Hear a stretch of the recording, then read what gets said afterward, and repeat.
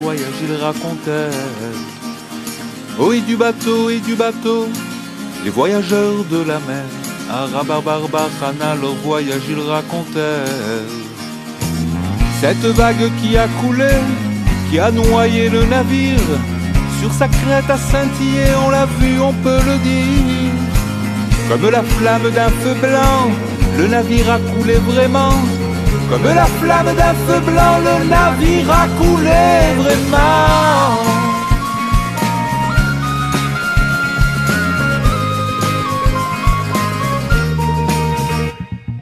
Oh et du bateau, les voyageurs de la mer, à Rabarbarbachana leur voyage ils racontaient. Oh et du bateau, les voyageurs, il faut frapper la vague de la mer. Et sur ce bâton sont gravés des noms divins pleins de mystères.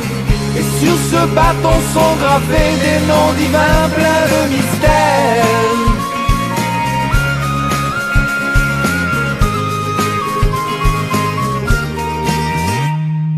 Oh et du bateau, les conquérants de la mer, et Rabarbarbachana dévoilez-nous ce mystère. Oh et du bateau, les conquérants de la mer, et Rabarbarbachana dévoilez-nous ce mystère.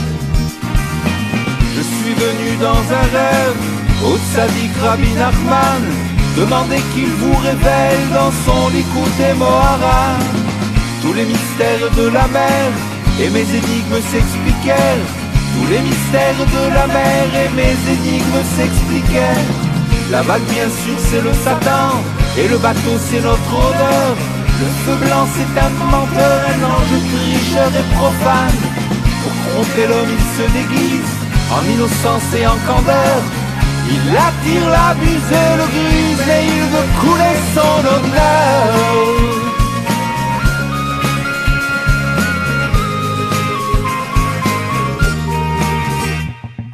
Oh et du bateau, les voyageurs de la mer, Tzadikim qui triomphèrent, quel est ce bâton merveilleux. Oh et du bateau, les voyageurs de la mer, Tzadikim qui triomphèrent, quel est ce bâton merveilleux.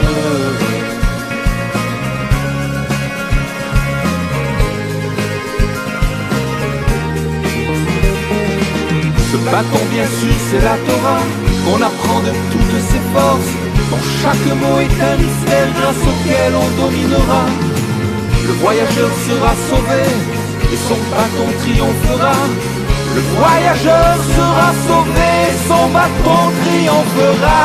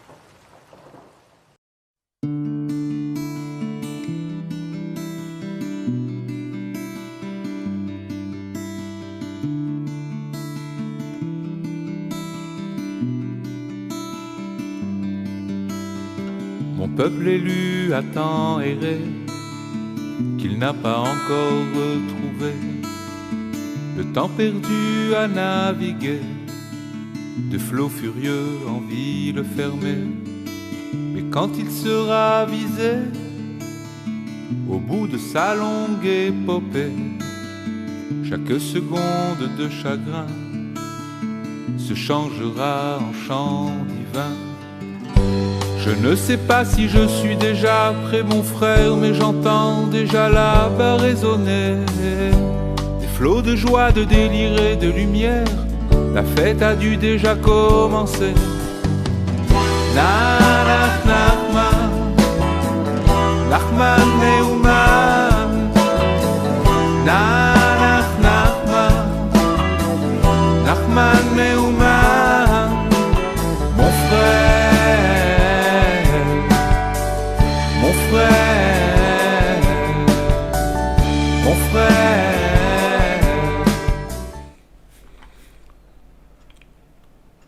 Shavua Tov les amis. Grande Hatzlacha pour tout le monde, Bezrat Hashem, que des bonnes nouvelles. Et voilà, on commence notre semaine avec Bezrat Hashem, la Torah de Rabbeinu, la Torah de la délivrance, Bezrat Hashem. Comme Rabbeinu l'a dit,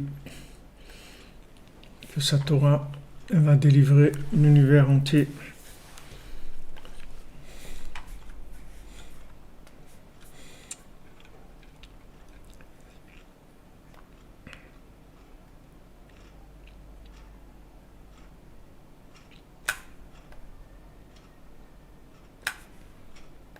Voilà. On y est dans ta chaîne. Alors, une grande hatzlacha, une grande réussite pour tout le monde. Une super semaine avec toutes les délivrances pour toute l'humanité, pour tout le monde, tous ceux qui ont besoin de quelque chose. Tous ceux qui ont un manque, que ce soit la santé ou la parnassa, ou le mariage, ou les enfants, ou le shalom bayit, ou la joie de vivre, ou la confiance en soi. Et au-dessus de tout, la émouna dans le tzaddik, puisque tout dépend de ça. Tout dépend de ça. Plus on a la émouna dans le tzaddik, plus il peut agir sur nous. La émouna, c'est comme ça qu'on accrédite le tzaddik, comme c'est écrit pour Avraham Avinu, Ve'amin Bashem, ve'arshevu le tzedaka. Et Avraham Avinu, il a eu la émouna dans Hachem, et ça lui a été considéré comme la tzedaka. C'est-à-dire quand on a confiance, alors on accrédite l'autre, on accrédite le tzaddik, on lui permet d'agir.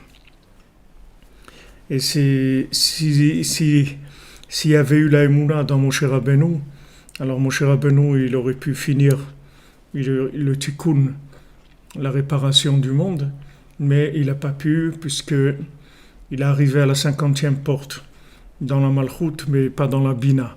La 50e porte de la Bina, c'est Rabbeinu qui est arrivé, puisque Rabbeinu c'est Moachnoun, c'est la 50e porte de la Bina, qui répare tout, il n'y a personne qui sera exclu, tout le monde sera réparé, c'est pour ça qu'on attend d'ailleurs, parce que si maintenant on n'était pas sûr que tout le monde allait revenir vers Hachem, alors Hachem il aurait déjà amené le Mashiach, il aurait terminé.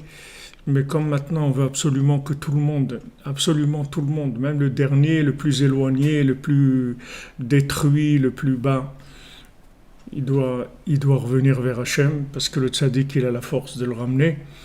Donc voilà, on est là pour que tout le monde puisse revenir. Alors la refoua shlema pour le Rav Besançon, Israël Yitzhak ben Fortiné, David ben Mesoda Cohen, Noralia Esther Chava Batraya Daniel, Laurent Sultana Bat Rachel, Olivier Fénichel, Raphaël ben Kamuna Malka, Daniel ben Émilie Darmon, Ruchama Bat Esther, Sandrine Bat Janine, Janine Bat Eglantine, Marion Myriam Bat Véronique, Zachary Shlomo ben Shira, Dvora Kochava Bat Elsheva Bat Sheva, Dvora Bat Korina Yala, Léa Anna Bat Besoda, Léa Bat Chana, Oreida Bat Rivka, Laura Bat Jacqueline, Liora Bat Lisa Esther, Shaili Bat Sarah, Fabien Ben Suzanne, Sophie Bat Nadine, Sacha Ben Sophie, Noah Bat Sophie, Yosef Ben Esther, Serah Chaya Bat Esther, Ochama Bat Esther, Isha Ben Esther, Léa Bat Esther, Bat Sheva Bat Esther, Roselyne Shoshana, Bat Liliane, Rachel, Rachamim Ben Ruth, Bat Sheva Chana Bat Myriam, Myriam Bat Marie, Viviane Bat Émilie, et Alain Ben Dora Meyer, Yosef Ben Sophie Meyer, Angelina Myriam Bat Pascal Zohar, Eli Ben Isa, Théo Ben Fatma, Ejder Bat Fatma, Johan Ben Mireille, Bruno Michael Ben Nelly, Kamissa, Aurélie Chavayuged Bat Mishin Rachel Rose, Lisa Emunat Bat Rina, Yaakov Ben Michael, Rachel Bat Sarah, Yosef Yitzhak Nachman Ben Emuna, Jonathan Yitzhak David Ben Marlène Malka, Shimon Ben Brigitte Zohar, Yaakov Ben Abraham, Rachel Bat Anne-Marie, Moshe Raphaël ben Chassiba Alevi, Tzipora bat Chaya Kamra, Rekia bat Rachma, Rebecca Daniel bat Yvette Esther Rachel, Shirael bat Rachel, Shalom ben Moshe ben Shabbat, Simon Gershon bat Israël, Itamar ben Hélène Dalia, Esther bat Tata, Jonathan Yehuda ben Bettina Simcha, Sylvie Léonie bat Micheline Élise Estelle, Irène bat Rachel, Simcha Janine Juliette, bat Gemoul Kochava, Aviv ben Tsaala, Evelyne Chava bat Denise. Et pour l'élévation de l'âme de Paul Fredj ben Baya, Jonathan Chaim Chamouche ben Gabriel, Myriam bat Rachel Shish, Shlomo ben Mesouda, Noah bat Esther Atlan, Shmuel Tibi, Shimon ben Siti, Israël ben Yosef, Moshe Avraham, Rachmim ben Frej, Aisha bat Jemoul, Maurice Bétan ben Shabak Emoun, David ben Yitzhak, Yvette bat Eugénie, Israël Grisolette, Myriam Janine bat Chava, Serach bat Sarah Doré, Pessar ben Herman, Albert Avram Chaviv ben Marie Waklin, Francis ben Carmel, Irène bat Rachel, Dvir Yehuda ben Yoav et Rachel Chourak, Muriel Marie Myriam bat Dvora Fortuné.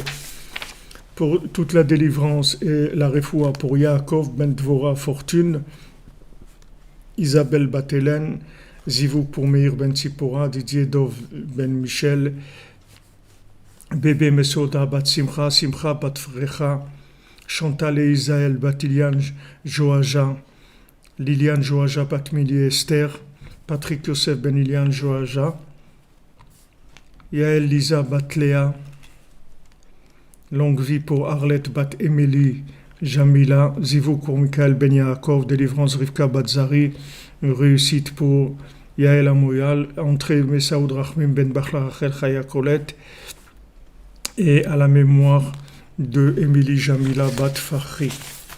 Voilà, Bezrat Hashem, merci d'avoir pris la patience d'écouter les noms et répondez Amen. C'est important que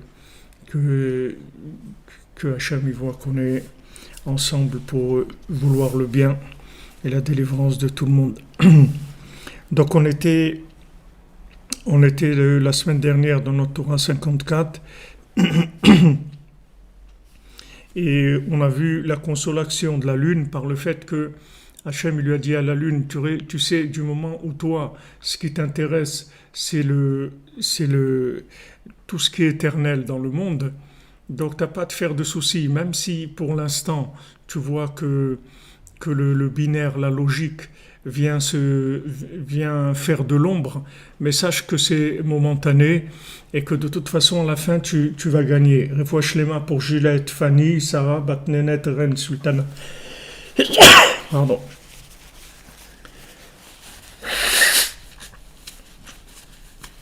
Donc Hachem, il l'a consolé comme ça en lui disant « Tu perds rien en te diminuant, ne t'inquiète pas. Ne t'inquiète pas parce qu'en te diminuant, en fait, tu vas arriver au but éternel. Ne t'inquiète pas, parce que toi, tu as le émettre les amito. Donc, tu es tranquille. Vous voyez, par exemple, Rabbi Nathan, il était tranquille. C'est pas qu'il souffrait pas. Il a souffert terriblement de la marloquette. Il a souffert terriblement de l'opposition, qui voulait le tuer et tout. Il a beaucoup souffert. Mais il était tranquille à l'intérieur. Parce qu'il savait que le Inyan de Rabbeinu, il allait gagner. Peu importe quand, mais il va gagner. Comme Rabbeinu l'a dit, j'ai gagné, je vais gagner, je serai victorieux et j'ai terminé, je vais terminer. Il était tranquille. Il n'avait pas d'angoisse existentielle, si on veut. C'est-à-dire sur tous les points du but final, il était tranquille. Et Rabbi Nathan, il n'avait pas un souci sur ça. Donc, on voit toujours sa réaction. Elle était, quand par exemple les opposants ils lui ont dit « Ouais, mais toi tu vas aller en enfer et tout », il a dit « Moi si je vais en enfer, qu'est-ce que je vais faire là-bas ? Je vais dire de l'écouter Moharan. » Alors tous les tzadikim ils vont venir écouter l'écouter Moharan. Ça ne veut plus être l'enfer, ça va devenir le paradis. Il n'avait pas un problème. Il n'avait pas un problème, c'est-à-dire qu'il était tranquille sur sa vérité. Bien que maintenant, le côté obscur de la lune, il lui faisait beaucoup de mal, puisqu'il était persécuté, il était pauvre, il était tout le temps dans des problèmes et des soucis. Il est tout le temps en train de chercher l'argent pour construire la synagogue d'Ouman, pour les livres, pour tout. Il était tout le temps dans des soucis, comment faire ça, et en plus persécuté là où il allait. Il a fait de la prison, ses écrits ils ont failli disparaître complètement. Il y a les 2/3 de ses écrits qui ont disparu. Il y a eu beaucoup de problèmes. Mais ces problèmes-là, ils n'ont pas empêché le petit feu de brûler jusqu'à que Mashiach vienne. L'illustration qu'il y a derrière, c'est un cadeau de notre cher ami. Comment j'ai un peu la tête. Notre ami, comment il s'appelle? Celui qui dessine. Emmanuel, ouais. Emmanuel Halimi. D'accord, les amis, il faut savoir que le petit feu, il va brûler jusqu'à ce que Mashiach vienne. C'est pas qu'il va rester un petit feu, il va devenir un très grand feu, un brasier mondial. Mais il sait se faire petit quand le contexte ne s'y prête pas. Il sait se faire petit, il n'y a pas de problème. Pour ça, chaque pas qu'on fait pour Rabbeinu, chaque fois qu'on met une brique dans le Mishkan, chaque fois qu'il y a un livre qui se diffuse, c'est de l'éternité, c'est pas du tout la même chose. Quand Esav, il vous dit, voilà, ce livre, il a été tiré à 10 millions d'exemplaires. Ok, mais c'est de la paille, son livre. Tandis que quand maintenant il y a un livre de Rabbeinu qui est diffusé, vous voyez, le Keren de Rav Israël et tout, combien des millions de livres ils ont diffusé. Le Rav Besançon, il a le livre Courage, il a écrit, je ne sais pas combien de millions d'exemplaires il a été.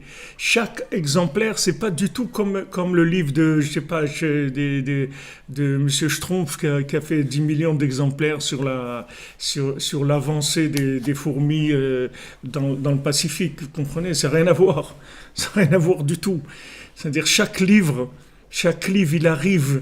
Comme il m'a rencontré mon ami Israël Glassman, il m'a dit que quelqu'un, il a reçu, et quand le Rav Besançon chez Ofoua Shlema, Bémet, par le soute de tout ce qu'il a fait pour l'âme Israël, tout ce qu'il fait encore, Bémet, c'est un homme d'une grandeur que les gens ils ignorent complètement. Moi, Baruch Hashem, j'ai le mérite un petit peu d'être proche de lui, de sentir un petit peu la grandeur de l'homme. Alors, le premier livre qu'il avait écrit, il a écrit sur la Hitbodedut. Le livre sur Hitbodedut, comment ça?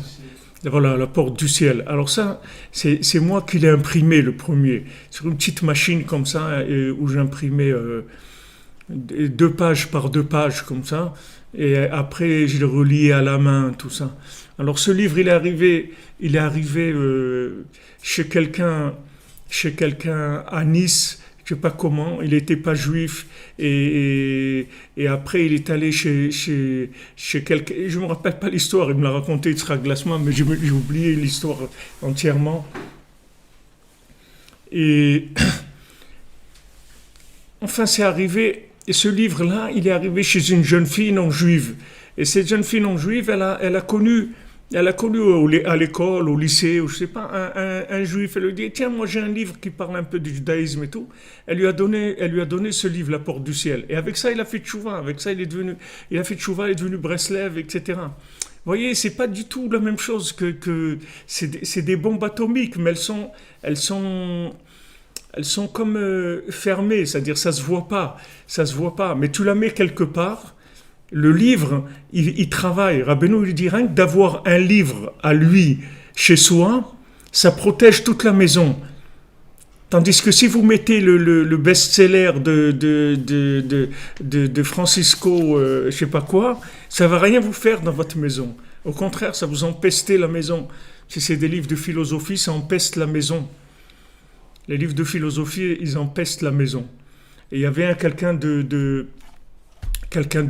Toulouse, William, je me rappelle, il était venu ici il y a longtemps, une quinzaine d'années, il était venu il n'était pas juif, il avait peut-être la quarantaine, et c'était un philosophe, mais il connaissait toute la philosophie, Mamash, il avait des livres de toute la philosophie, tout, il connaissait tout, c'était vraiment une tête en philosophie. Et il a cherché, Et quand il est tombé sur nos cours de Rabbeinu, il m'a dit, dès que j'ai écouté 1 minute, j'ai su que c'était ça. Et il est venu à Ouman pour Shabbat Hanouka, Zivug Yehoshua Yitzhak Ben Ren Sultana, Rat Hashem. Quand il est venu à Shabbat Hanouka, comment il a payé son billet? Il a vendu tous les livres de philosophie qu'il avait, et avec cet argent, il a acheté le billet pour venir à Ouman. Regardez la puissance, c'est-à-dire de Nyan de Rabbeinu. Vous croyez que, voilà, les gens, je vous l'ai dit, les gens croient, ils donnent 1 € par jour pour le Mishkal. Bon, 1 €, j'ai donné une petite pièce comme ça et tout. Bezrat Hashem, vous verrez un jour que vous avez construit des mondes, vous avez réparé des mondes avec ça. Quand vous voyez toutes les difficultés qu'il y a, tout ça, parce que ça perce la Sitra Achra. C'est une guerre à mort, c'est une guerre contre la Sitra Achra. Regardez le Rav Besançon, le pauvre, il a eu cet AVC, il peut plus parler, il peut pas écrire, il peut pas lire, alors que des gens, ils ont des AVC, je vois, au bout d'un mois, ils se remettent, ou 2 mois, lui, ça fait presque 1 an qu'il est comme ça.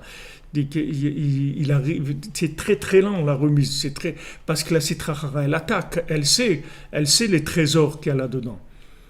Elle sait qu'une parole de Rabbeinu, elle sait qu'est-ce que ça veut dire. Elle voit l'effet, tu comprends? Elle voit l'effet, c'est comme tu es derrière tu es derrière les cibles, tu vois les gens qui ils tirent tous des balles en plastique, et il y en a qui ont une vraie balle, c'est pas des balles en plastique. Donc eux, ils voient l'effet que ça, le côté négatif, Amalek, ils voient très bien ce que ça fait. Donc il attaque le plus possible. Mais Hachem, il a envoyé Ze Yenachamenu, celui-là, il va nous consoler. Comment il va nous consoler? C'est pas en nous disant c'est pas grave. C'est pas comme ça que Rabbeinu il nous console. Rabbeinu il nous console en nous disant mon ami, tu as gagné. C'est pas grave. C'est pas le prix de consolation. Quand j'étais petit, je jouais à la pétanque, il y avait les prix de consolation. J'avais 9 ans ou 10 ans, ils donnaient des prix de consolation, ils nous donnaient 1 kilo de sucre avec des pâtes et un morceau de chocolat et tout.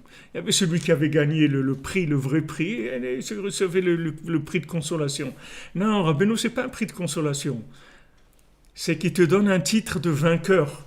Il dit, regarde, tu es arrivé chez moi. Ok, tu es venu une fois au Man. Ouah. Tu t'es levé à Khatsot une fois. Ouah. Tu as fait de Borédout. Ça y est, tu as gagné. Ça y est, tu as gagné. Tu as gagné. Tu as fait un tikkun aklali dans ta vie. Tu as gagné. Ça y est. Tu as gagné déjà. C'est ça la consolation. C'est pas une consolation de dire bon, c'est pas grave, ça va passer, ils refleuriront les lilas. Non, c'est pas ça. C'est pas ils refleuriront les lilas, c'est qu'ils sont là, ils ont refleuri déjà. Ils sont devant toi. Seulement, tu es pris dans l'imagination que le Yetzer Hara, il te fait travailler sur une époque qui était dans laquelle il n'y avait pas Rabbi Nachman. Alors il te donne des références dans l'époque où il n'y avait pas Rabbi Nachman pour délivrer l'humanité. Il n'était pas là. C'est comme quelqu'un avant Moshe Rabbeinu qui était en Égypte. Alors si tu lui fais voir cette chose-là, alors il va être découragé complètement. Il va dire voilà l'esclavage. 210 ans d'esclavage, ça fait 2 siècles qu'on est là dans l'esclavage et c'est la fin de tout, on va être détruit, on va truc et tout. Et c'est pas qu'il y a Moshe Rabbeinu qui arrive, et Moshe Rabbeinu il arrive, et il y a des miracles, et tout se chamboule, et toute la nature elle se chamboule, l'eau elle devient du sang, il y a les sauterelles, il y a ça, il y a l'ouverture de la mer Rouge. Comme disait Avraham Sternhardt, c'était c'est un arrière-petit-fils de Rabbi Nathan. C'était le fils du fils de Rabbi Nathan, Avraham Sternhardt. Il est enterré en Eretz Israël.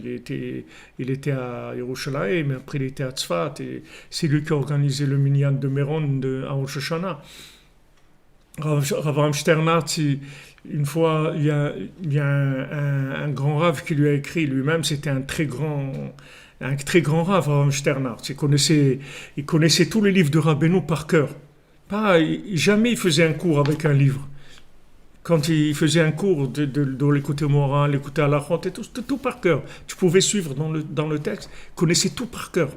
toute la Torah par cœur. Le Gemara, à l'âge de 16 ans, il a fini le chasse. Il avait 16 ans, il a fini toute la Gemara. C'était un gadol, un homme.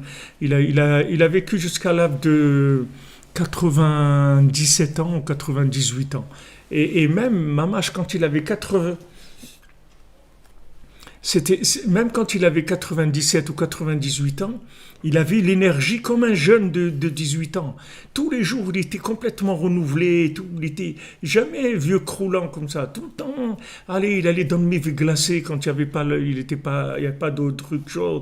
Allez, en avant, tac. Il habitait à Katamon, il marchait à pied quand il était plus jeune. Il marchait à pied depuis Katamon jusqu'à Meacharim pour aller au mikvé. Katamon, Meacharim à pied, c'est au moins nos amis qui viennent le Shabbat pour le Sipuré Maasiyot qui habite à Katamon, ils le savent, c'est au moins 40 minutes de marche. Pour un jeune, c'est 40 minutes. Tous les jours, il n'y a pas...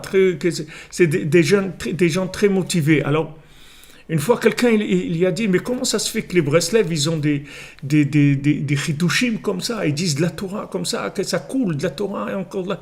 Et il lui a dit, Rata Shifra Alayam, une servante, une simple servante, elle a vu dans l'ouverture de la mer Rouge plus que Yecheskel ben Bouzi. Tu vois le Navi Yecheskel, avec le Yecheskel qui a écrit toute la vision de la Merkava, du chariot céleste et tout.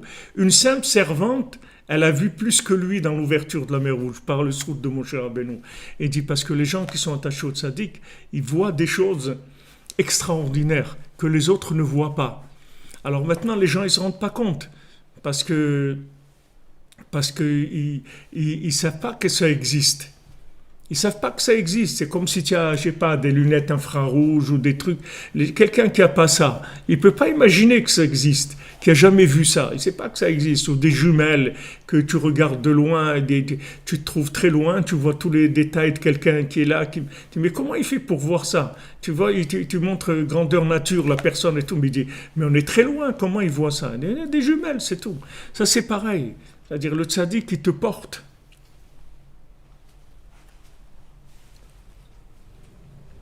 Je sais pas la réponse. Nathan Ben, comment il s'appelait son papa, Rabbi Nathan, je sais pas, je me rappelle pas. Mais vous dites Rabbi Nathan de Breslev, l'élève de Rabbi Nachman, ça suffit.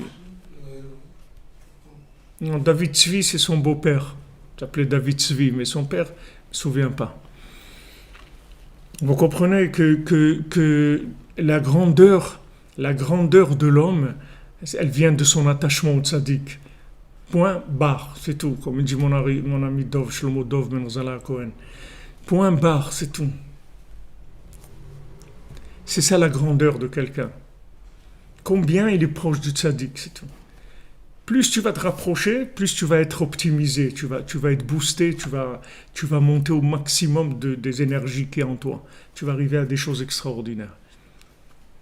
Plus tu montes, plus tu te rapproches, plus tu montes. Donc il lui a dit, voilà, une servante, elle a vu à l'ouverture de la mer Rouge plus que le prophète Yecheskel. Et pourtant c'était une servante. Alors les gens ils s'étonnent, ils disent, waouh, des trucs, ce Breslev, comment il connaît plein de choses, il ne connaît rien du tout, il est connecté, c'est tout, voilà, il est connecté. C'est comme quelqu'un il a une bouteille d'eau et l'autre il est branché sur une source, une source de sagesse. Alors il a sa bouteille, il boit une petite gorgée tous les jours. Et l'autre il a un tuyau qui arrive. De la source et ça coule sans arrêt. Et elle est fraîche l'eau, c'est pas de l'eau qui est dans une bouteille en plastique depuis des mois et des années et des siècles. C'est de l'eau fraîche, tout le temps fraîche, nouvelle, renouvelée complètement. Alors les gens ils savent pas ce que c'est dommage, c'est pour ça qu'il faut prier pour l'humanité, que tout le monde ait le souhait de connaître Rabbi Nachman. Que tout le monde, parce que c'est de ça que dépend la Géoula. Déjà la Géoula pratique, personnelle, de s'en sortir personnellement. Arriver à s'en sortir personnellement déjà. Et après tout le monde va se rapprocher du tzaddik, Bezat Hashem.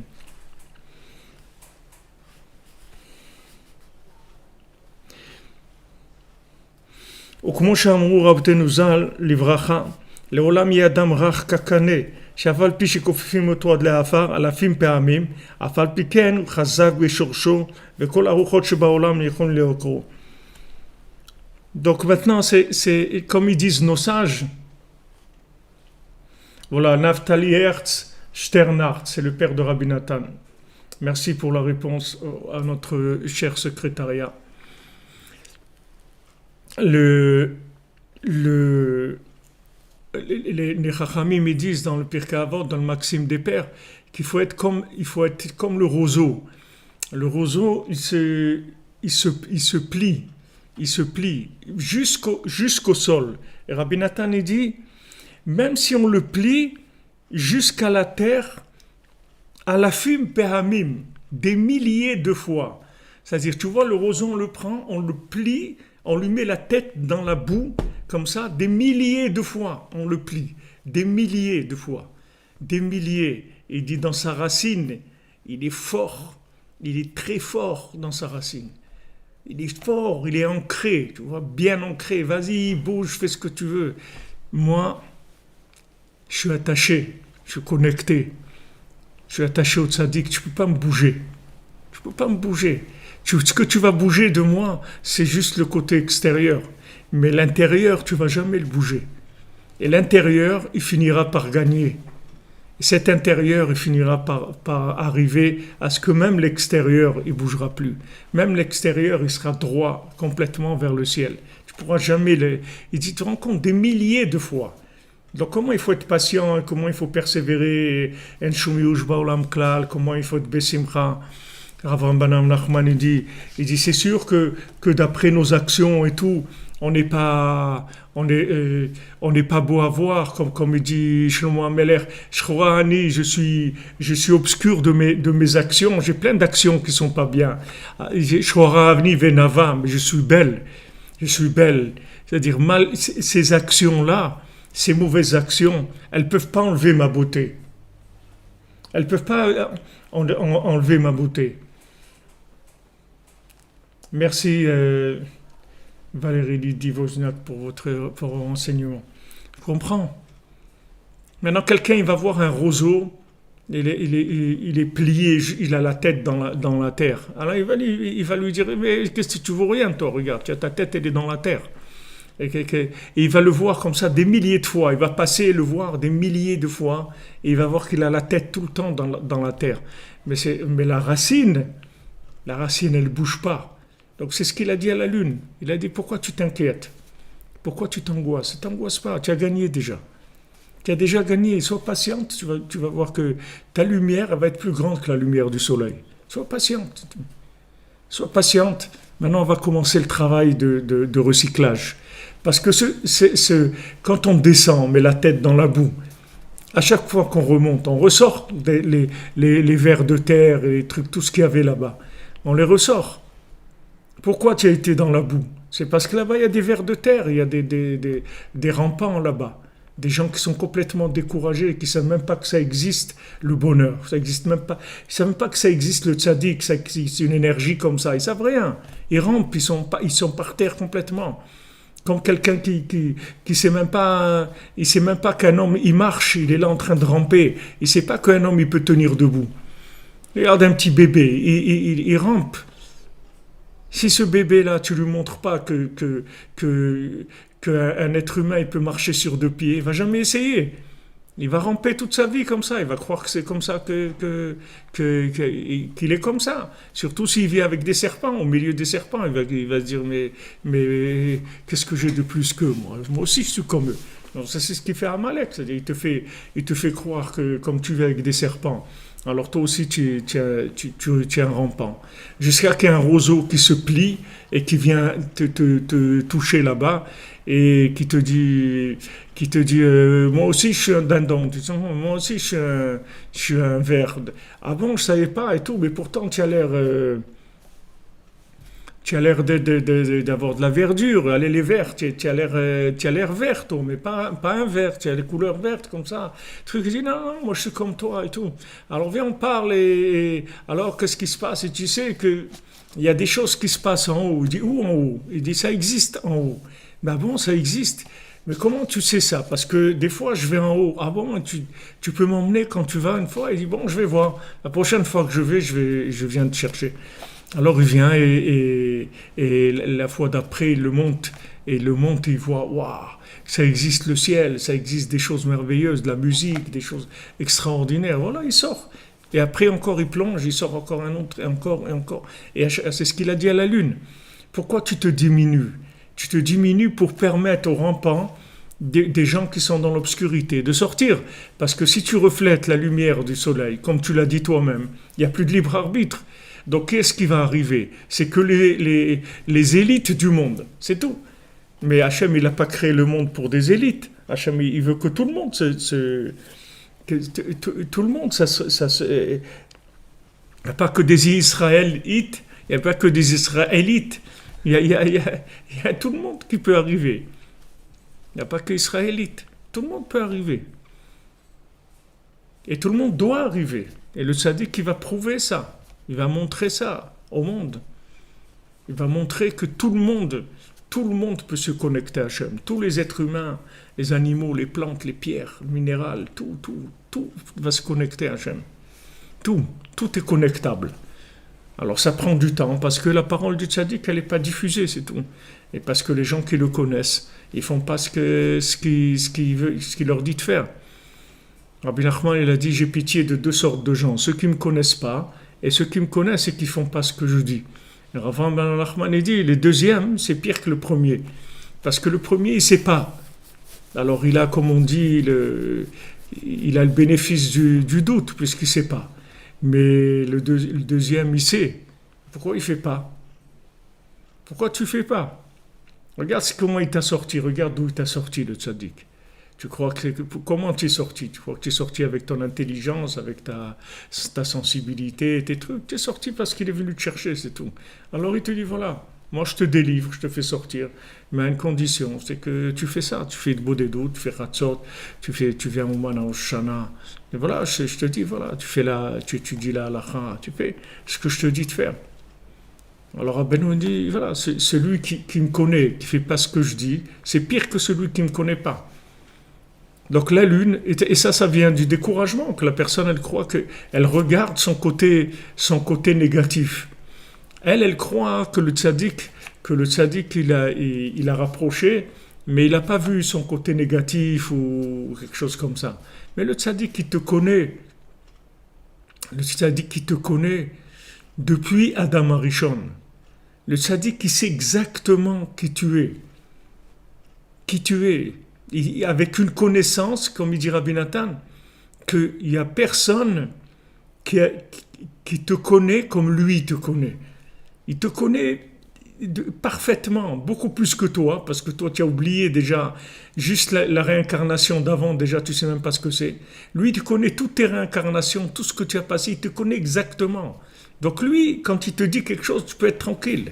Tu peux être tranquille, c'est en connaissance de cause, il connaît exactement le patient, il sait exactement de quoi il a besoin. Donc enlève tes idées à toi, tes idées surtout qui te découragent, qui t'empêchent de faire ce que tu as à faire, et mets-toi au travail, fais ce que tu as à faire, c'est tout. Comme Shkata va donner nous morenu Rabbeinu Zal, al pasuk Gdil Hashem la asot imele, Gdil Hashem la asot imanu. Comme Rabbeinu il a dit que de la même manière que Hachem il a fait des grandeurs avec eux, il va faire des grandeurs avec nous. Shafilu tomot haolam yavinu le'atid. Même les nations, toutes les nations, elles vont comprendre Shekol gdulatam mishaltam aita hakol gdulatenu mishaltenu, que toute leur grandeur et tout leur pouvoir, il venait en fait du tzaddik, d'Hachem, du tzaddik et du Ham Israël, qui transmettait cette énergie-là. Tout ce qu'ils ont eu, ça venait de ça. Même Esav, il va comprendre que toute sa grandeur, elle vient de Yaakov. Que s'il n'y avait pas Yaakov, il n'y aurait jamais eu Esav. Que tout ce qu'il a Esav, en fait, ça vient de Yaakov. Il va le comprendre à la fin. Il va comprendre que Yaakov, c'est le distributeur de l'énergie divine. que l'âme Israël, il reçoit l'énergie du tzaddik, il reçoit d'Hachem, et il transmet au monde. C'est sa responsabilité de transmettre au monde.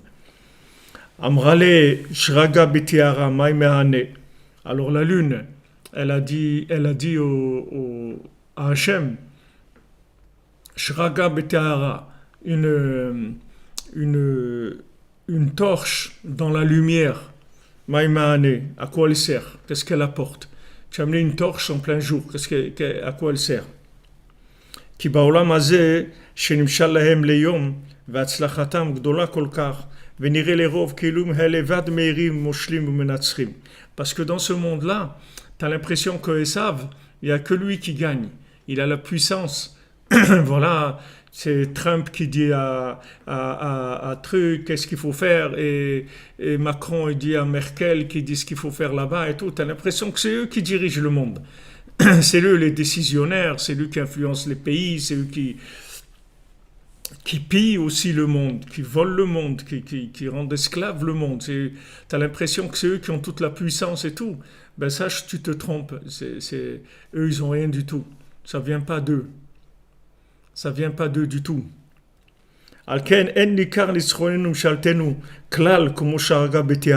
C'est pour ça que tout le pouvoir qu'ils ont, les gens qui sont attachés à Hachem, les gens qui servent Hachem Béhémet, tout le pouvoir qu'ils ont, ça ne se voit pas du tout. Tu vas voir des gens prier comme ça, ils sont un peu comme ça, ils ont des chaussures un peu abîmées, ils sont un petit peu comme ci, comme ça.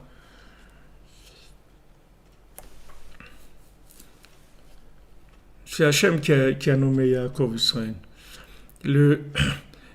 T'as l'impression que ces gens-là, bah, ils sont comme ça, tu les vois, ils ont l'air un peu comme ça, pas. Et tu vois des beaux mecs comme ça en smoking, des super trucs classe, et milliardaires avec une puissance, des maisons, des trucs. Tu crois que c'est toute la puissance dans la technologie, dans les trucs, dans tout. Eh ben, tu te trompes, ça vient pas de là. Comment on sert Hachem avec son cœur? En lui donnant son cœur, c'est comme ça qu'on sert Hachem. En parlant avec lui et en lui disant merci pour tout ce qu'il nous donne.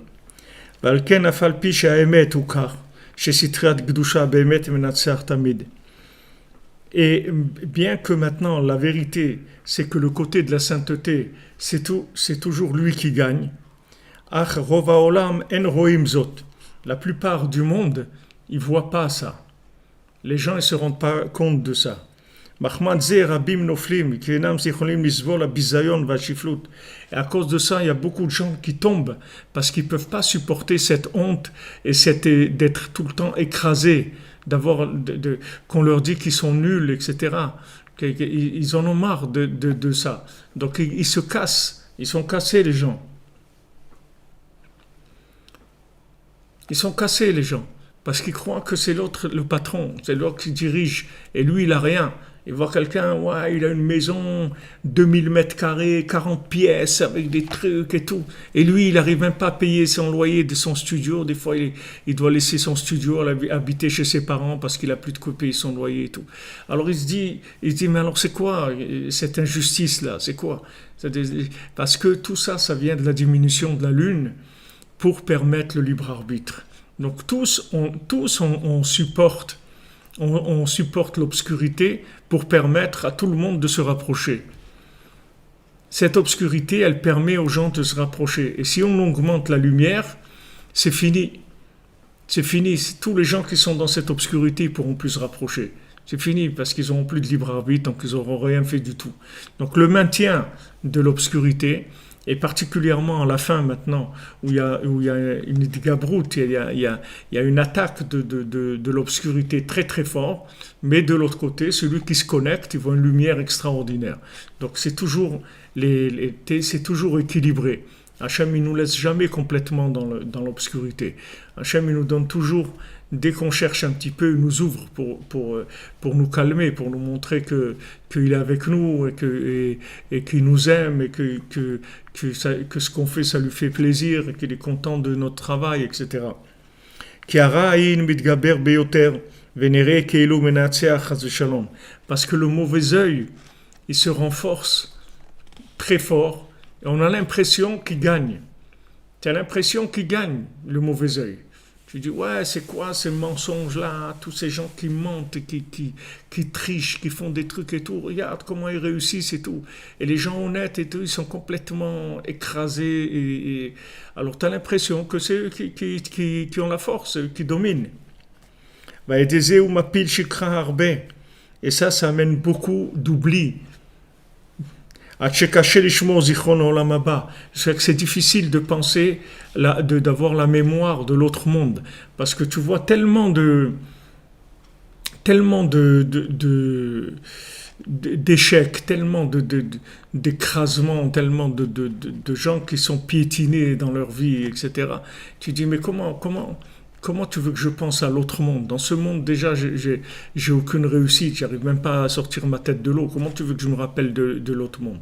Parce que le fait que la personne, elle voit, soi-disant, la réussite de Esav, alors et son échec à elle, qu'elle est méprisée, qu'elle est rejetée, etc. Donc le fait d'être méprisée, rejetée, ça ferme le cœur. Comme on a dit, ça bouche le cœur. Le cœur, il n'arrive plus à connecter à l'infini. Parce qu'il a l'impression que vraiment c'est Esav qui domine. Alors que c'est un film. C'est un film. Tu as l'impression que Esav il domine. Il domine rien du tout. Il domine rien. C'est tout de la paille. Et tu verras qu'à un moment, ça va tout se retourner. Mais pour l'instant, c'est comme ça que ça doit être pour laisser le libre arbitre. Mais tout ce que tu vois en toi comme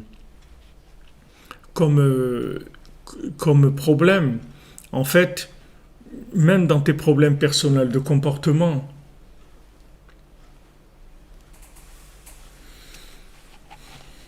même dans les problèmes de comportement, c'est-à-dire que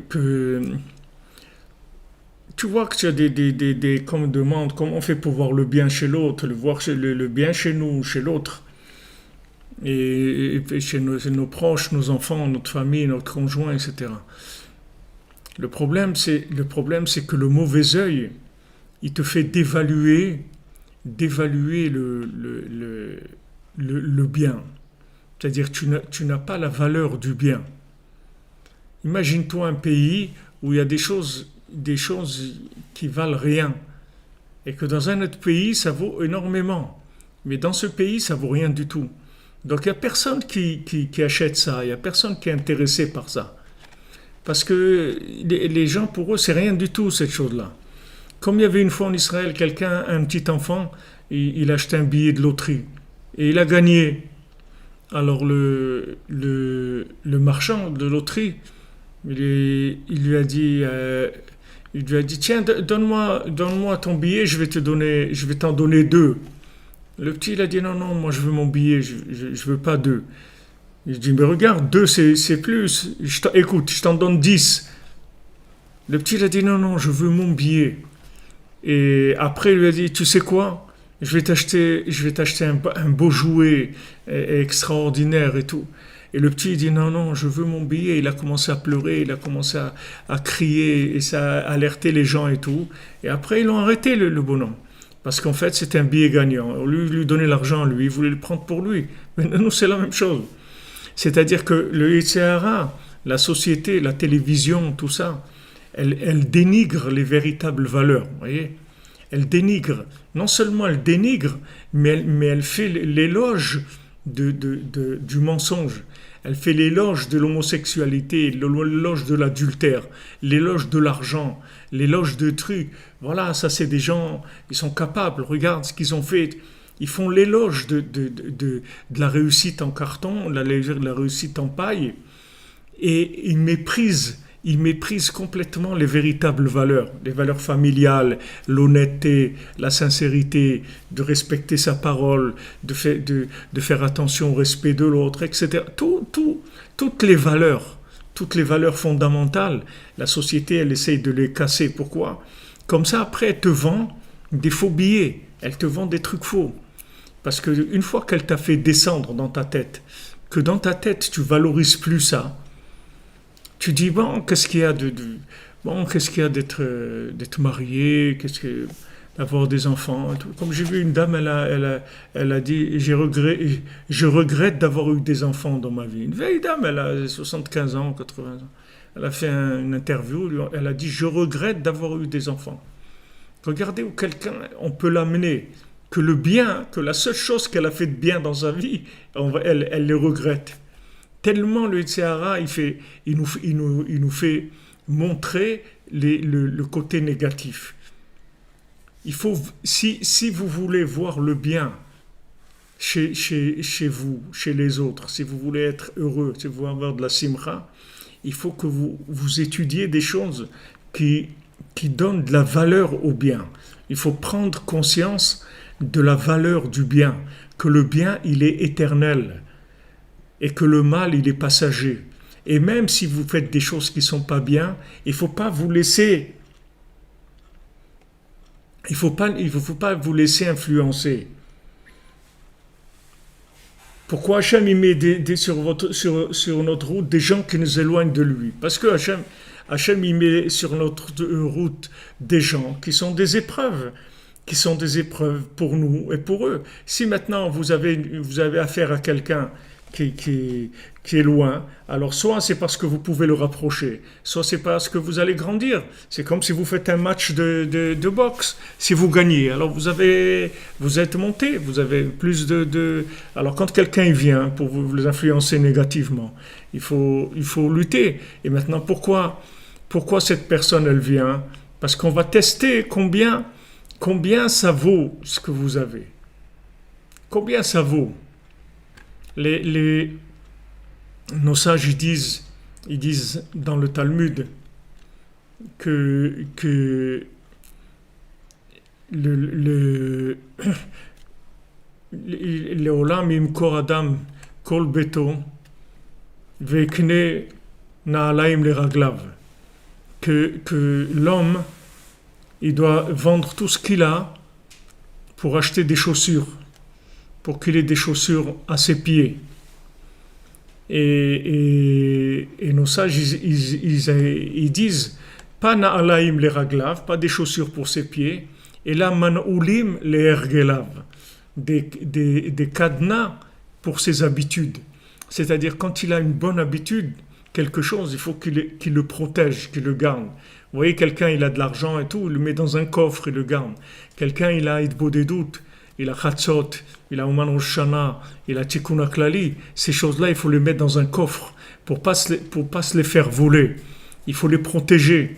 Il y a quelqu'un, il va dire, ouais, tu viens ce soir, on va se faire un resto, un truc et tout. Tu dis, je m'excuse, je peux pas, j'ai quelque chose à faire, j'ai un rendez-vous, je peux pas venir. Vous avez le droit de dire ça, parce que c'est un rendez-vous Chatzot avec tous les tzadikim. Tous les tzadikim, ils nous attendent à Chatzot. Ils sont là, ils nous attendent. Alors vous pouvez dire, j'ai rendez-vous, je m'excuse, j'ai un rendez-vous ce soir, je peux pas venir. Parce que vous gardez votre trésor. Mais si maintenant, vous méprisez le bien que vous avez, alors ça y est, vous n'avez pas n'importe qui vient, vous l'enlève. C'est-à-dire que quand quelqu'un il vient et il s'oppose au bien et il vient vous entraîner vers des choses qui sont négatives, comment il peut vous entraîner? C'est parce que vous connaissez pas la valeur de ce que vous avez. Mais quand vous connaissez la valeur de ce que vous avez, vous n'allez pas lâcher. Regardez la plupart des gens qui sont attachés à l'argent comme je ne sais pas quoi. Essayez de leur prendre leur argent. Vous n'allez pas arriver. Et pourtant, il y a des gens, ils arrivent à embrouiller des gens au téléphone ou trucs, ils leur prennent des soi-disant des trucs de forex, là, ou je sais pas quoi, ils leur prennent de l'argent et tout. Ils arrivent, même ça, ils arrivent à prendre à des gens. Que des gens qui sont pas... Mais quelqu'un, normalement, l'argent, tu peux pas lui prendre. Même si tu viens, tu lui dis, regarde, donne-moi de la tzedaka, tu vas voir, tu vas arriver à des choses... Rien, c'est difficile, parce que il est très attaché à son argent. Pour lui, c'est très important. Ça a beaucoup de valeur dans ses yeux. C'est la valeur de sa vie, c'est tout le maintien de sa vie, tous les trucs, son avenir, tout ce que tu veux. Il a dans l'argent. J'ai vu aujourd'hui, il y a un millionnaire ou un milliardaire, je ne sais pas, en Amérique à 31 ans. Alors avant, il faisait des dons parce qu'il dit je veux donner jusqu'à la moitié de ma fortune. et il faisait des dons à des associations, tout ça. Maintenant, il a dit, je donne aux gens directement dans la rue. Il marche dans la rue et il donne aux gens qui voient nécessiteux $100, là, un truc et tout. Les gens lui demandent de l'argent sur Facebook ou truc. Et s'il décide, lui, qui est-ce qu'il va aider, il a déjà donné, je sais pas, $100 000, il a dit, il va donner 1 million, et comme ça. Là, il aide les gens et tout. Mais c'est très rare. La plupart des gens, ils lâchent pas l'argent parce que pour eux, c'est quelque chose de très, qui a beaucoup de valeur. Et le reste, il va lâcher. Il dit, bon, aujourd'hui, j'ai pas fait de beau des doutes. Bon, j'ai pas eu le temps, c'est pas grave. Mais il y a pas, c'est pas grave. Il a dit, beau des doutes du jour, c'est Ma'ala Eliona Gdola Minakol. C'est la plus grande chose qui existe de parler avec Hachem. Il n'y a pas plus de valeur que ça au monde. Oman Rosh Hashanah, il n'y a pas plus grand que ça au monde. Chatzot, il n'y a pas plus grand que ça au monde. C'est-à-dire, ce que Rabbeinu te dit de faire, sache que c'est la valeur top de tout ce qu'il y a dans le monde. Il n'y a pas plus que ça. Il n'existe pas plus que ça.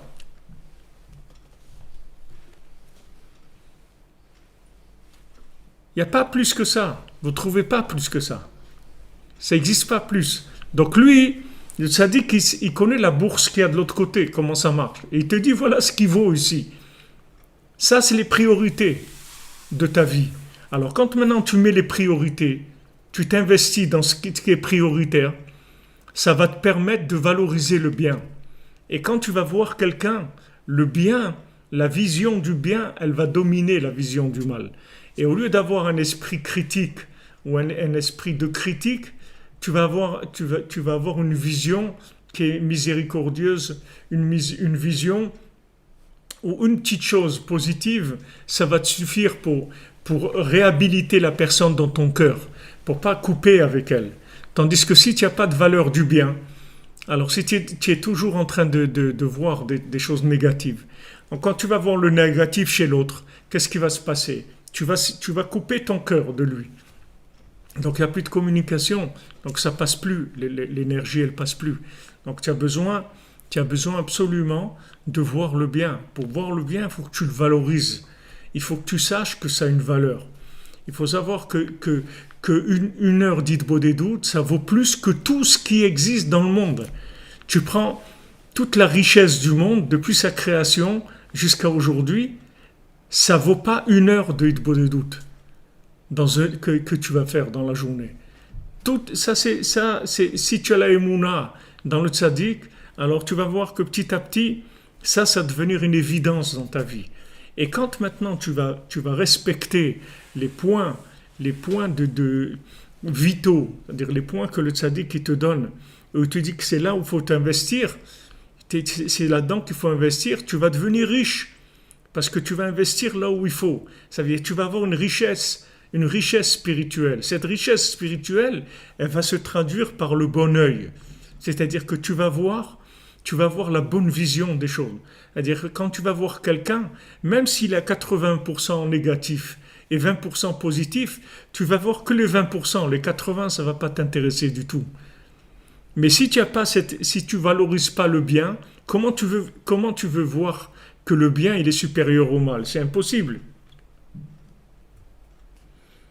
Oui, la hitbo des doutes, c'est plus grand que la tfila du matin, bien sûr, mais il faut la faire, la tfila du matin quand même. Mais la hitbo des doutes, c'est plus grand que la tfila du matin. Oui. Mais la hitbo des doutes, c'est minatora, et la tfila du matin, c'est midrabanan. Ça, c'est le ilchot tfila, le Rambam. De parler avec Hachem, ça, c'est midoraita. Et de faire la tfila, c'est midrabanan. Mais ça rend pas... il ne faut pas prendre ces paroles en croyant que ça... il faut faire la tfila du matin parce qu'il faut respecter la forme que les sages ils ont mis dans le monde parce qu'ils construisent des choses qui dépensent. Une tzedaka pour le tzaddik, c'est une richesse extraordinaire. Ouais.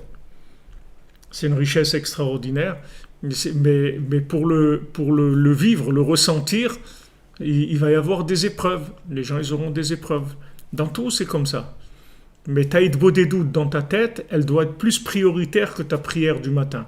Bien que tu vas faire les deux, mais il faut que la hitbo des doutes, elle soit dans ta tête au-dessus de tout. Comme Ouman Rosh Hashanah, Rabbeinu dit qu'à Rosh Hashanah, à Ouman, il répare tout ce qui est pas réparable, même dans l'année. Même dans l'année, il y a des points de destruction qui sont tellement pourris et moisis et détruits que dans l'année, on ne peut pas les réparer. À Rosh Hashanah, il les répare. Donc c'est quelque chose qui est au-dessus de tout. Alors ces points-là, il faut s'y accrocher. Il faut s'y accrocher toutes ses forces. Il faut les mettre dans la priorité de sa journée, de sa vie. L'Aïd-Bodedut, Tratzot, le Tikkun HaKlali, il faut mettre ça en priorité. Une fois que j'ai fait ça, alors je fais tout le reste. Mais c'est sûr qu'on doit faire les deux. Maintenant, si vous me demandez, et si maintenant je n'ai pas le temps, ou je fais Aïd-Bodedut, ou je fais ma prière du matin, alors je vous dis, il faut faire les deux, c'est tout. Ouais, mais j'ai pas le temps. Ok, alors tu fais un peu plus vite la prière du matin et tu fais Aïd-Bodedut. Mais tu dois faire les deux, parce que ça a été instauré par le côté, de la structure du fonctionnement. Tu es obligé de respecter les lois. Comme tu respectes les lois naturelles, tu dois respecter la nature. Tu peux pas détruire la nature. Même si l'homme, c'est la créature la plus raffinée du monde. C'est la créature pour laquelle Hachem il a créé tout le reste. Les animaux, les plantes, le minéral, tout ça, ça a été créé pour servir l'homme. C'est pas parce que ça a été créé pour servir l'homme que l'homme il peut détruire la nature. Il n'a pas le droit, c'est interdit. Tu n'as pas le droit. Tu n'as pas le droit de tuer un animal pour rien. Tu n'as pas le droit de faire souffrir un animal. Tu n'as pas le droit de détruire une plante pour rien. Tu n'as pas le droit. Tu n'as pas le droit de détruire des choses. Même si elles sont là pour te servir, c'est pas parce qu'elles sont là pour te servir que tu as un droit sur elles de destruction. Tu peux pas. Tu as ce principe-là, c'est la même chose avec la halakha, c'est-à-dire la halakha. Rabbi nous l'a dit, il faut être chômer la halakha. Parce que la halakha, c'est l'establishment, c'est la structure, c'est comme le teva du monde. C'est-à-dire, si tu respectes pas la nature, tu vas voir si la nature elle se met contre toi, tu vas voir qu'est-ce que tu vas devenir. Rabbi nous rapporte un midrash qui dit que les vagues elles-mêmes, si Hachem il n'arrêtait pas, pourquoi une vague elle s'arrête? Vous savez pourquoi elle s'arrête? C'est Hachem qui l'arrête. Mais si une vague, vous voyez ces grandes vagues là des fois, de 6 mètres, 9 mètres, 10 mètres, cette vague là, si Hachem il n'arrête pas, elle va continuer, elle détruit tout. Si Hachem il n'arrête pas, Hachem il l'arrête.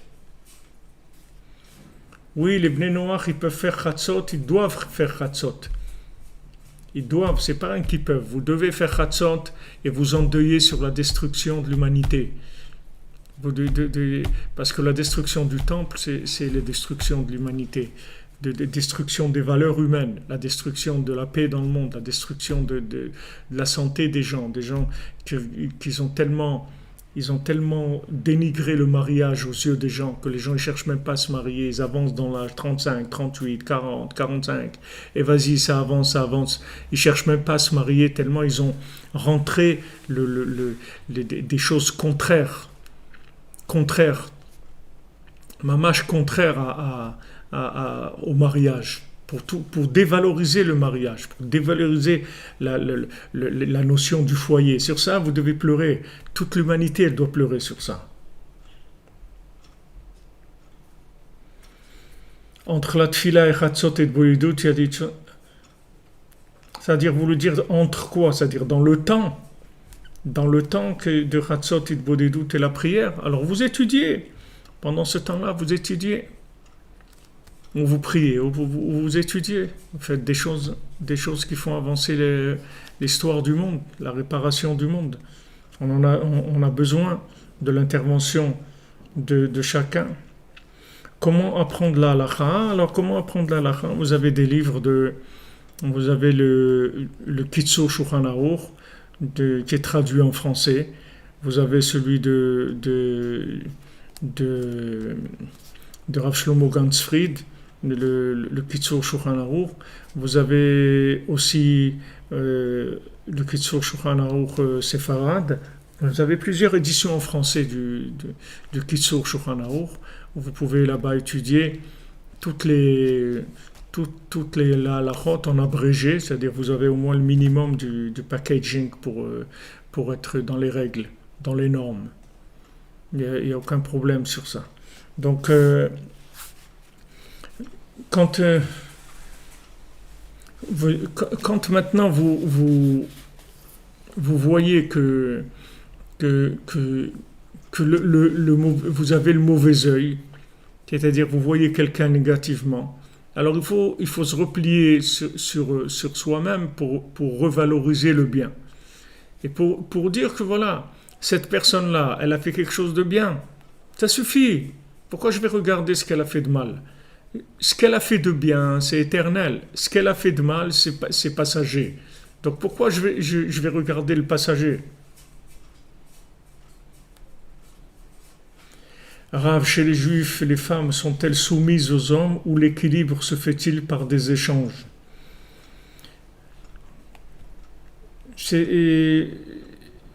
Dans le judaïsme, chacun il a sa place. Il y a pas de... Une femme elle a sa place et un homme il a sa place.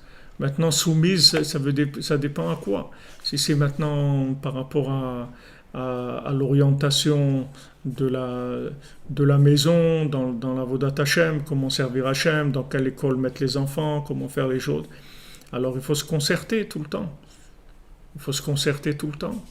Aujourd'hui, la femme, elle a beaucoup plus de place dans le foyer juif que ce qu'elle avait à une époque. Parce que la femme aujourd'hui, elle est beaucoup plus proche. C'est-à-dire, comme la femme, elle est lunaire, plus on approche de la fin, plus elle a du pouvoir. C'est-à-dire, elle a des visions justes des choses. Parce qu'on s'approche de la fin.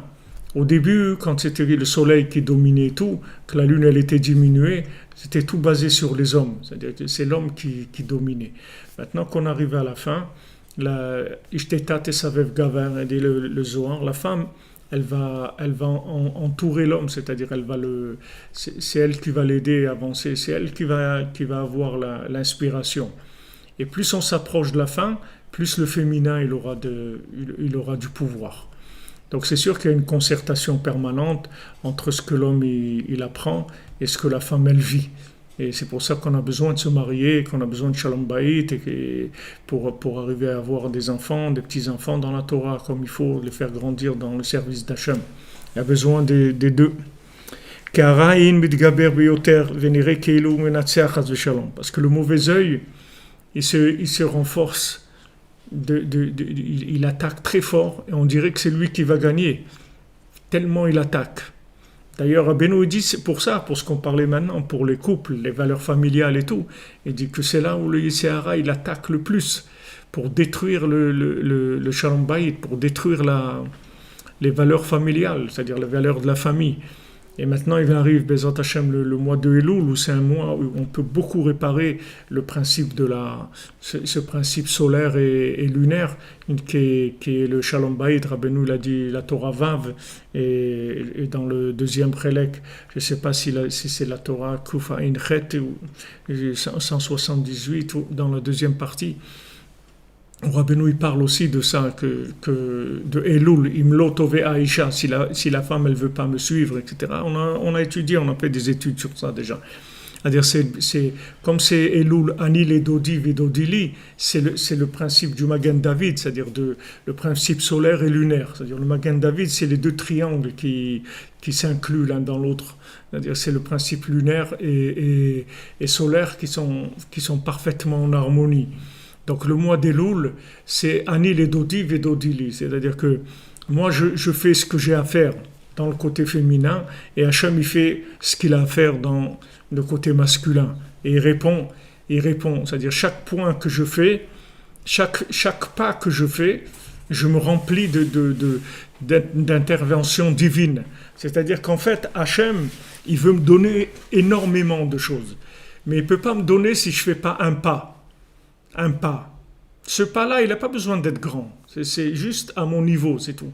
C'est même une tendance, c'est même pas un pas. Il dira vraiment Nachman, c'est une tendance vers le bien. À chaque fois que je fais une tendance vers le bien, même si je ne suis pas arrivé à faire le bien, mais j'ai une tendance vers le bien, ça suffit pour déclencher l'intervention divine, pour m'envoyer plein de bénédictions et de biens et de réussite, etc. Rien qu'une tendance vers le bien. Et Chaz Shalom, le contraire aussi. Si j'ai une tendance vers le mal, je me connecte sur un Amalek et il m'envoie des coups, il me donne des coups, il me pourrit la vie parce que j'ai été me connecter à lui. Donc si vous voulez, c'est la discussion basique qu'on voit ici entre la Lune et Hachem. On a la même discussion que Hachem il nous dit Shuvu Elai ve'ashuva alechem. Venez vers moi, je viendrai vers vous. Et on dit à Hachem non, Hashivenu Hachem elecha ve'nashuva. Toi ramène-nous vers toi et nous on viendra. Fais-toi le premier pas et nous on suit. Et Hachem il dit non, faites-vous le premier pas et moi je vous donne tout. Alors c'est la discussion, c'est cette même discussion qu'on voit ici. Mais Rav Ben Nachman il dit que à peine une tendance, la tendance vers le bien, vous voyez, la tendance vers le bien. Aujourd'hui, par exemple, je regarde pas la télé ou des trucs. J'essaye de mettre du bien chez moi. Au lieu de regarder la télé, on va regarder un cours du Rav Ifrach ou de n'importe quel Breslev qui fait des cours et tout. On va regarder. Voilà, puisqu'on a la télé et tout, regarder un film de n'importe quoi et qui va nous mener nulle part, c'est-à-dire c'est pas nulle part, il nous amène chez Amalek. Alors on va regarder quelque chose qui va nous faire progresser, même si j'entends pas tout, si j'écoute pas tout. À peine j'ai cliqué pour ouvrir la connexion, je me suis connecté déjà au bien et Hachem il peut m'envoyer plein de bénédictions. Donc l'attitude à avoir, c'est que il faut tout le temps valoriser le bien, savoir que le bien, il a une valeur éternelle. Le moindre petit geste, le moindre regard, le moindre soupir vers Hachem, le moindre regard vers le ciel, ça a une valeur plus que tout le mal que quelqu'un il a pu faire toute sa vie. Même si quelqu'un, toute la journée, il a fait des bêtises et des choses terribles, uniquement une fois, il regarde le ciel et dit, mon Dieu, ça répare, c'est plus que tout ça. Parce que toutes les bêtises qu'il a faites, on va s'arranger, on va payer les dettes, on va payer ce qu'il a payé. Mais le bien de ce regard-là, il est éternel. Personne ne peut te l'enlever, il ne sera jamais détruit. Donc chaque tendance vers le bien, chaque vouloir d'aller vers le bien, c'est éternel. Donc ça, il faut le valoriser. Et si maintenant j'arrive à voir les vraies valeurs, alors je vais être un connaisseur, comme quelqu'un qui connaît dans le vêtement, ou dans les maisons, ou dans les bijoux, ou dans n'importe quoi. Quand il voit que ça c'est quelque chose.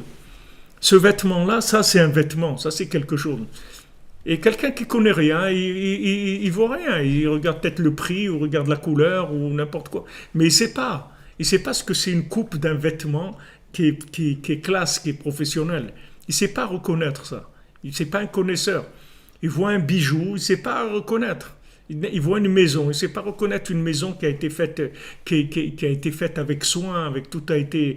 Il ne sait pas. Lui, pour une maison, c'est une maison, c'est des murs et de la lumière et des robinets, c'est tout.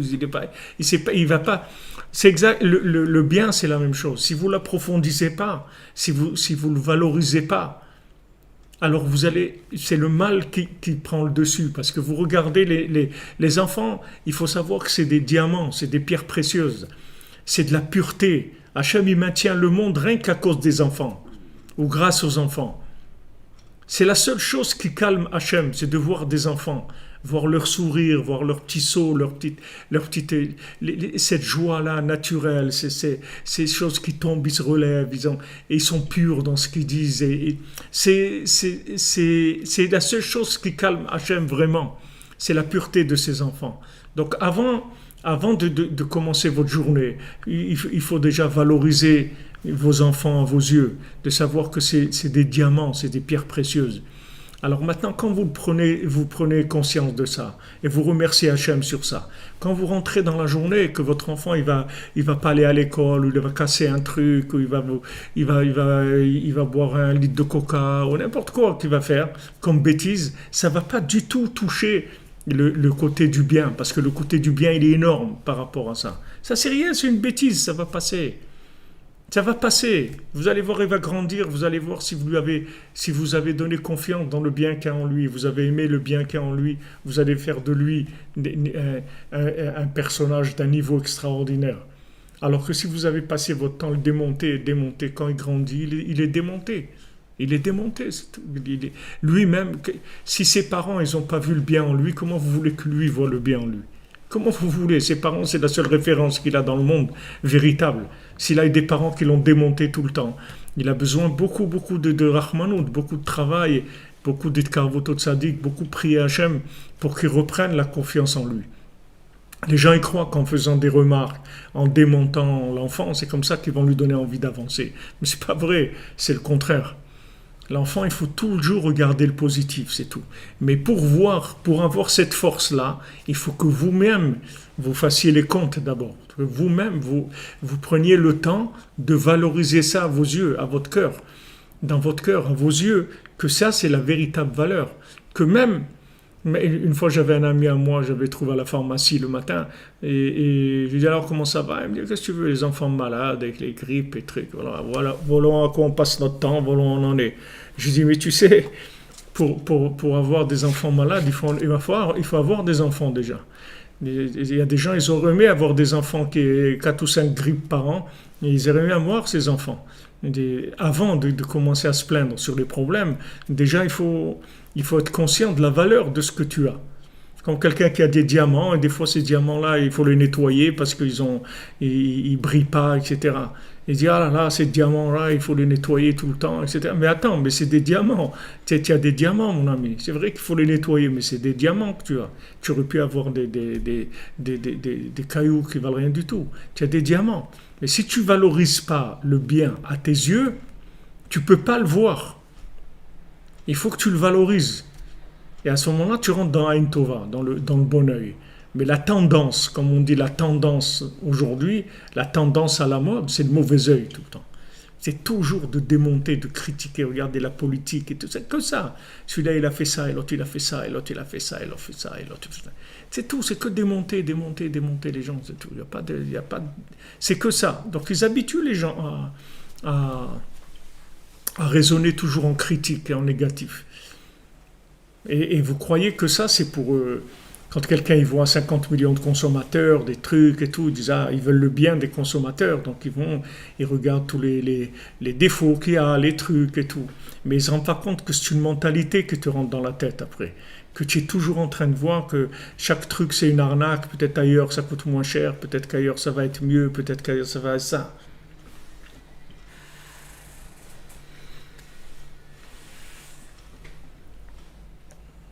Jonathan, et même Esav, qui nous fait souffrir avec la Parnassa, il faut savoir qu'il y a toujours un moment où tu peux prier pour tes enfants, et ça c'est la plus grande chose que tu peux faire pour eux, c'est de prier pour eux.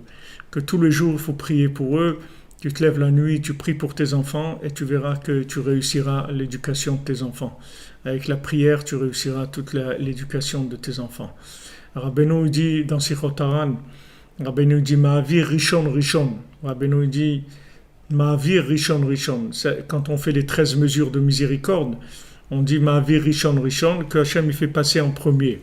Alors Rabbeinu l'explique comme ça. Rishon Rishon, c'est quoi? C'est que quand quelqu'un il a fait une avéra, après cette avéra, elle entraîne une autre avéra. Donc Rabbeinu dit que l'erreur la plus grave, c'est la première, parce que c'est elle qui entraîne les autres après. La même qui se répète. C'est-à-dire qu'une fois que la première, c'était un choc, la deuxième, c'est moins un choc, la troisième, encore moins, et après, ça y est, ça perd complètement le côté sensible. Donc, qu'est-ce qui est le plus grave? C'est la première Avera. Maintenant, qui c'est Rishon? C'est Esav, il est sorti Rishon. C'est écrit dans la Torah que Vayetse Esav Rishon. Adam que Aderet Sear, il est sorti le premier, c'est Esav. Il était rouge comme une boule de poils, comme ça, tout poilu, comme ça. C'était le premier, il est sorti.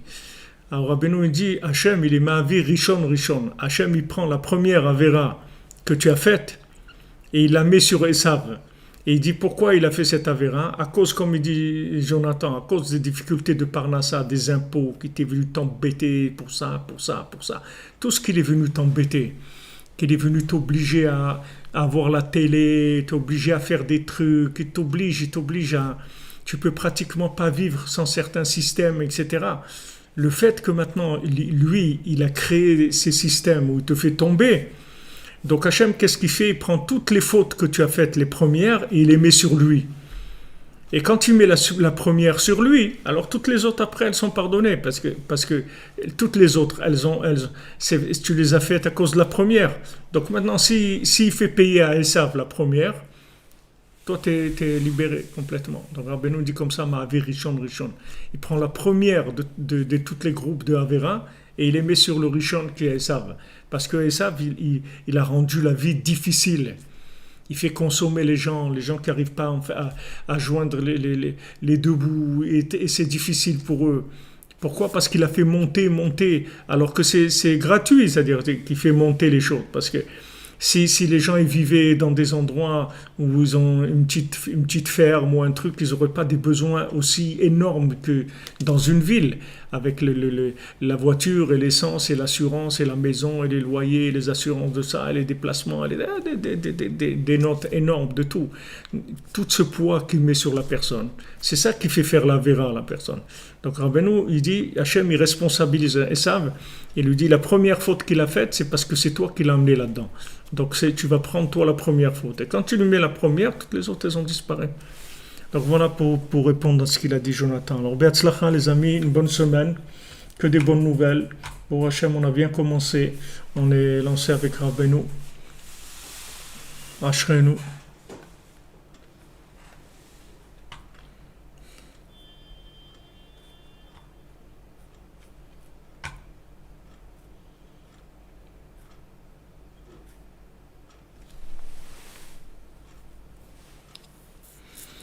Oui les amis, on peut y arriver. On peut y arriver, on est arrivé déjà.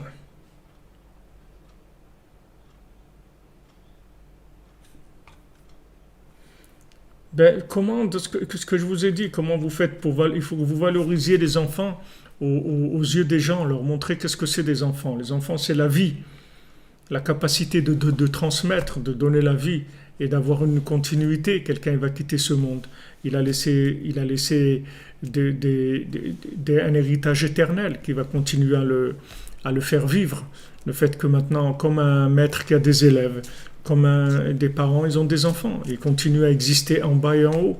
Rabbi nous dit c'est la perfection. Il faut montrer la valeur, il faut revaloriser les choses, les valeurs simples, il faut les remettre en place. Shlomo ben David Saban.